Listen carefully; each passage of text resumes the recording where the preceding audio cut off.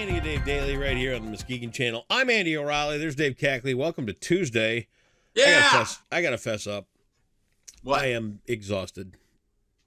What's tired. going on? Dude, and you know, I'm just gonna say it. I'm exhausted of local politics, local news, local happenings that are just grinding and grinding and grinding because the people in Muskegon Heights need a break. The mess around the school, the city council stuff, the city manager stuff, this has just been going on for so long. Mm-hmm. I have a lot of really good friends in Muskegon Heights. There's really great people that live there. The narrative that's been placed on that community for so long is the biggest part of the problem. I'm worn out. I don't know how the good people of that community continue to trudge forward with the never-ending back and forth of everything that goes on. I say this with no jest, no cynicism, I'm worn out for this entire neighborhood, and I don't know what to do. I Just know, keep doing what you're doing. I know that, and you know, but at some point, and I'm not trying to throw a pity party. I'm not trying to, I'm offering some empathy here, because I can't imagine what it must be like to watch your school struggle like that school is. I can't imagine what it must be like to watch your city council try to find answers and it's just a continual cycle of what's next, and it's just tiring. I'm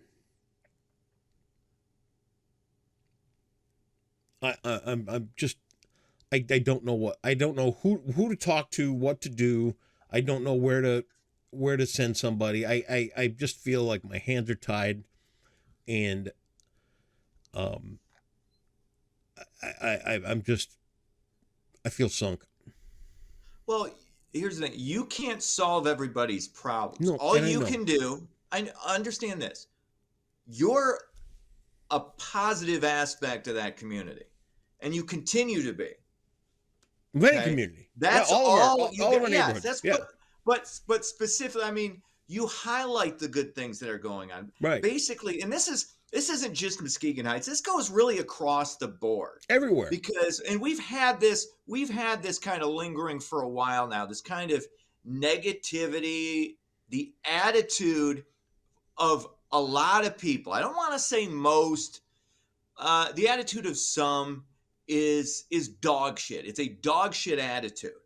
And that is most of anybody's problems. It does come back to your attitude. Now, things happen in life. How do you react to those things? Yeah. You've gotta be able to try to find a way to be uplifting in any circumstance. So as bad as somebody in Muskegon Heights has it, somebody on the south side of Chicago has it 50 times worse. So, but even those people, that attitude has to change.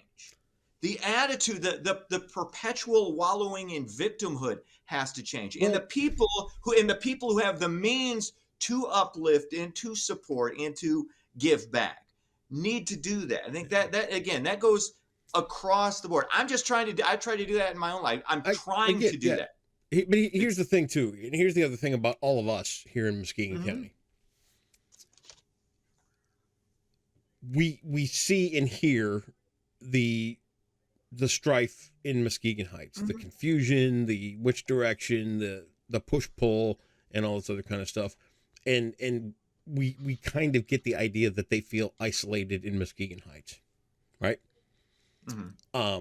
that's no different in any smaller community. The Yeah, that's outlying true. communities, Holton, Ravenna, all this other kind of stuff, they feel isolated too. They feel like nobody's listening to them. They feel like nobody's paying attention to them. They feel like they don't count because they don't have enough pull in places and things like that. And and I'm talking about all this because I want everybody to realize that we're all, we're all sailing in the different storm and we're all in the same boat and blah blah blah blah blah, but we're all really not that far off the same thing. We're all kind of feeling the same things, but we just don't have the opportunity to talk about that together. We don't have that way to understand that, what's going on in Holton, the isolation and that silo feel of we're the only ones that are going through this. I mean, that's not unique to one community. It's Right. happening everywhere here in Muskegon County. And you say I'm the positive guy and I'm always trying to work toward Yeah. finding the better solutions and answers and things like that. Well, you're right, and I am, but that part of my job too is to connect that thought that, oh, if they feel like this and we feel like this, how do we get together and work toward better? And it's just getting harder and harder. And for me, that is remarkably difficult to continue. And I will. I don't have any chance. I don't have any intention of changing. But to hearing the whispers day after day, it's like nobody's listening to us. Nobody's hearing us. And to know it's going on in more than just one little pocket community. That's a lot of weight to carry, man. That's hard. You can't carry that. You can't put that all on yourself. Yeah. Nobody can. Because everybody, and it doesn't matter who you are, it doesn't matter how rich you are, how poor you are. Everybody feels that way, I think, from time to time, where like you're not being listened to, you're not being heard, or you feel a sense of isolation. And that's a normal thing to feel. What you can't do, whether you're a community or an individual, is wallow in it and not look at regardless of your lot in life, have some gratitude. Understand that things will get better. Because if you don't, you're going to stay in that circumstance. You're going to stay in that mindset and it won't get better. But you got to believe that it will. It doesn't matter what the odds are. It doesn't matter what's going on in your life currently. It will get better. But you can't stay in a negative mindset. And again, that sounds pie in the sky. That sounds cliche. It sounds, Tony Robbins-ish, but it's also 100% true. That if you don't change the attitude, the other stuff won't happen. Yeah. So it's important, and it's important for you to not take it all on yourself, because you're doing a great job of highlighting the positive, of being kind of a light in dimmer circumstances for people, and keep doing that. That's all you can do, and you're doing a great job of it. You really are.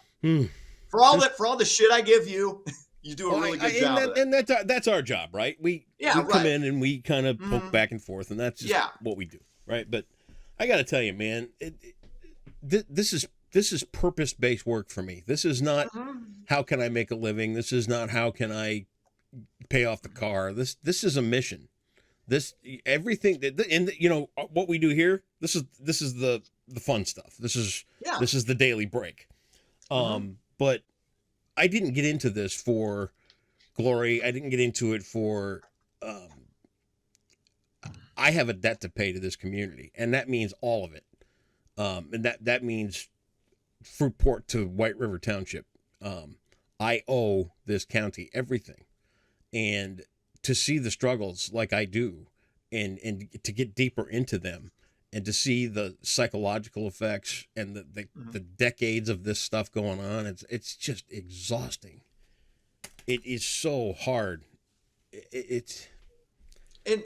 Part of that, honestly, part of your taking that on is how you spin it and turn it around into a positive. Part of that, I understand that's part of your makeup too. But the idea that you individually are taking all that on, it's, first of all, it's not healthy for you, and it doesn't help anybody else.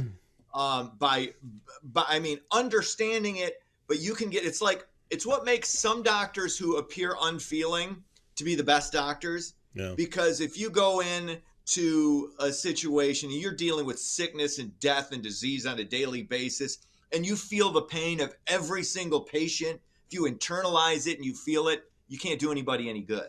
No. So you gotta, So you gotta kind of try, and this is hard for you to do because you're an emotional guy and you're an empathetic guy, but you've gotta be able to kind of emotionally distance yourself in some, not completely, because again, you want to feel for people, but in order to help other people, you got to be the guy that is upbeat, that is positive, even when everything around you is negative. You gotta flip that switch and turn it around. And again, easy for me to say, it's not always easy to do. I understand. All right, but you'll be all right. All right, I'll figure it out. Okay. Whatever. It's just, hey, honestly, though, seriously, I want, if you're listening in the Heights, I want you to know that I deeply care, and this there is you go. this, and this that is helps. hard. Yeah, it's hard. Sometimes just empathizing and occasionally feeling the pain of others. That's good.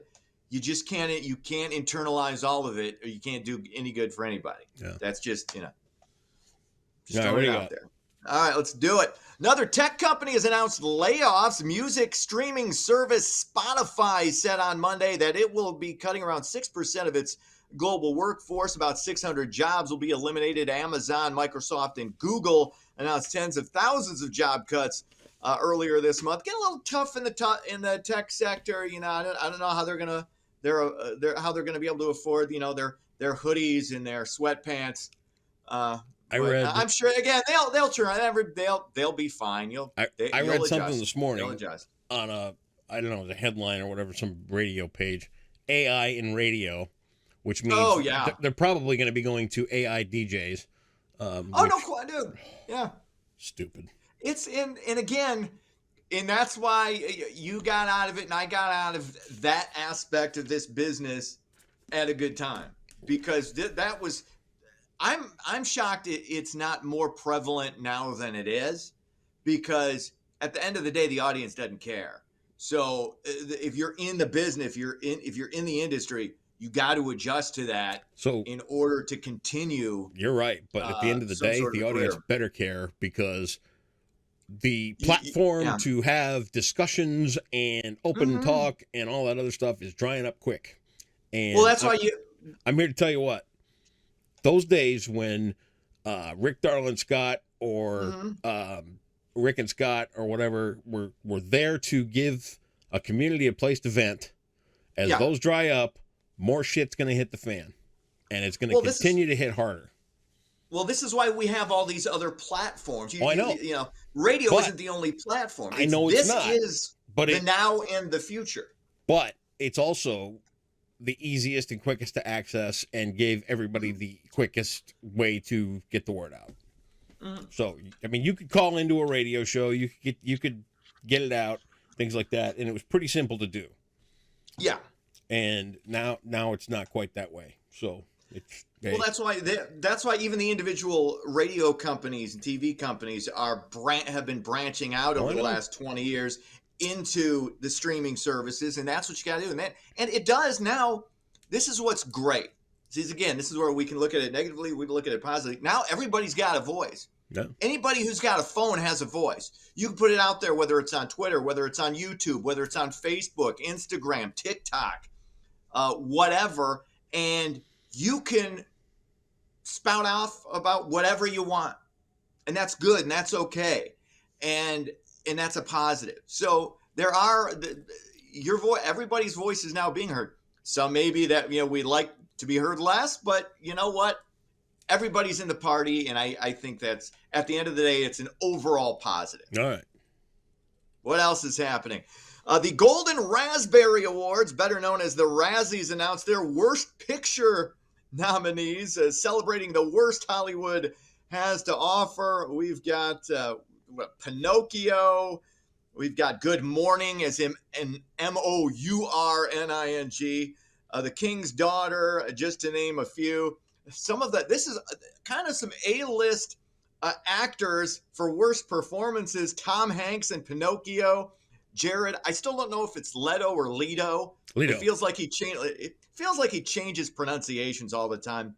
He's crazy like that. For a Morbius, I think it was Morbius, and Sylvester Stallone in Samaritan, they were among the worst actor nominees. I've always been a big fan of those awards. Like it's one of those things where Hollywood like to pretend like it has a sense of humor, even when it really doesn't.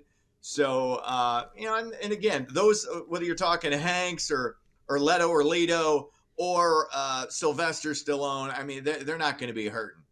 This time of year, the only thing I can think about Tom Hanks is the Polar Express and how remarkably dated that CGI animation was. Yeah. It's just creepy. And the movie is okay. It's okay. You know, I thought it was good. I thought Polar Express was really good. I could do with a few less roller coaster scenes. I mean, and I get it that they put them in there for the IMAX experience, and that was fun and all that other kind of stuff.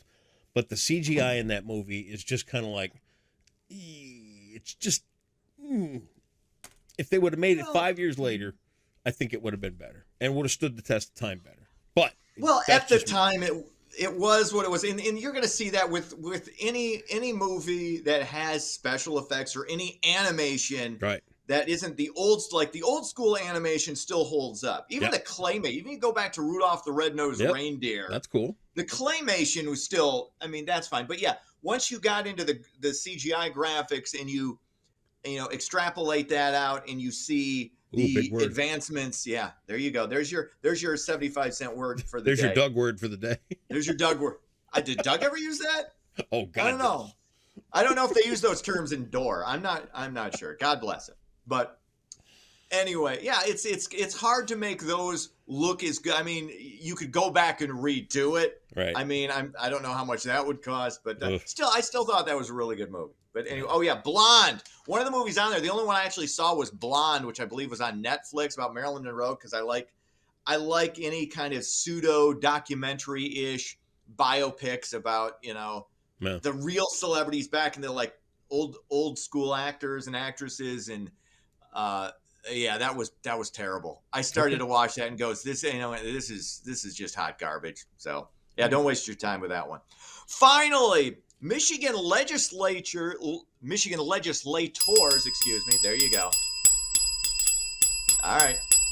Not being funded by their constituents. This, according to the latest data, only 11% of campaign funds for the currently elected state senators came from the districts in which they ran. The vast majority comes from political action committees, which represented most of the fundraising for 33 of 38 state senators and 66 of the 110 members of the state house. We talked about this ad nauseum. These are professional lying liars who lie, who are funded by all the big lobby groups and big committees. It's not, I mean, this is why people, when you hold up these people, and again, some of them go into it, I want to say even most of them probably go into it with good intentions. That's not how they keep they keep their jobs, by adhering to what the people giving them their money actually do. Andy, that's how they do it. You go raise us $125,000 in cash, and we'll help you if you win the primary. If you win, yes. Andy, got to get a little scratch. Andy, raise some scratch. Go raise us more money than you've ever given to cancer.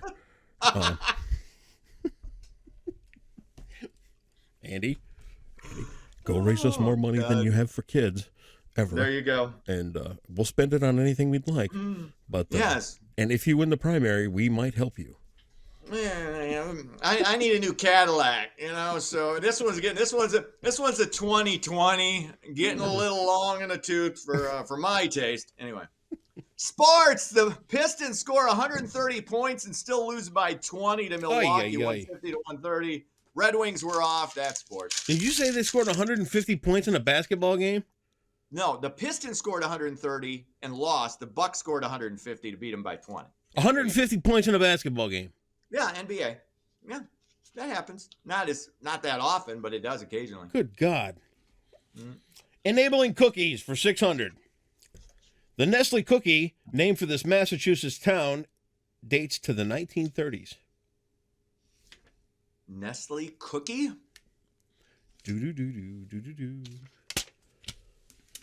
I enjoyed some cookies last night. They were off-brand cookies. They weren't Nestle cookies. There was no town named Chips Ahoy, I don't think. No. No. Was there an Oreo? Is that your final answer? I'm going to go with, it's got to be wrong, but I'm going with Oreo. What company makes Oreos? Nabisco. Is that Nestle? No. So you'd be wrong, wouldn't you? Okay. Okay. So I'm it's sorry, a Toll I House got- cookie. Oh, Toll House was the name of it. 800. Wow. 25,800 Nestle in Toll the House. hole. Ah! 25,800 in the hole. Dave, have yourself a great Tuesday. We'll be back here tomorrow. Here comes the weather. See ya.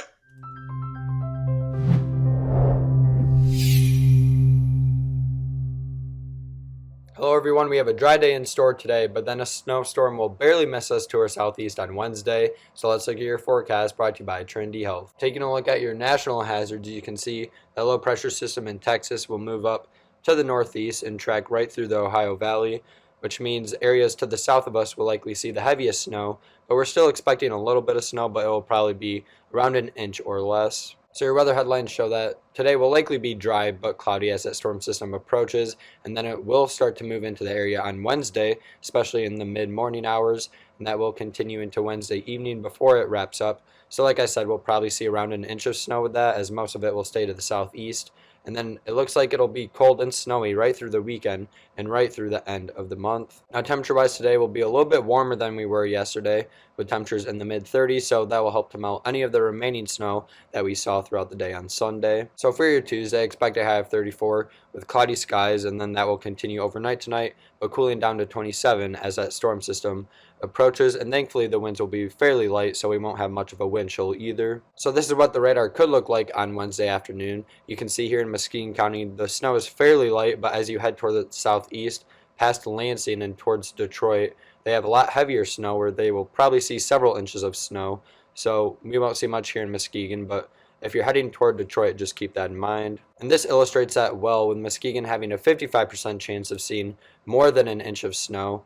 And then toward Detroit, they have pretty much a 100% chance. So like I said, if you're heading that way, expect a lot more snow there than here in Muskegon. But another thing to know is the temperature probability outlook by the end of the month going into February will likely be colder than average, which is a lot different than what we've saw so far this month, as that warm air has just been sitting over us. So it looks like we'll finally start to get in the temperatures in the 20s as we end the month and head into February. And you can see that on our 7-day forecast, with by next Sunday having a high of 24 and next Monday having a high of 22.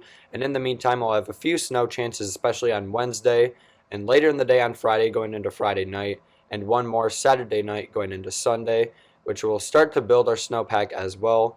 And temperatures overall will be fairly cold, for the most part being in the lower 30s. And that's your snowy forecast brought to you by Trinity Health on the Muskegon Channel. And I'm Colin Woods Weather, and have a great day.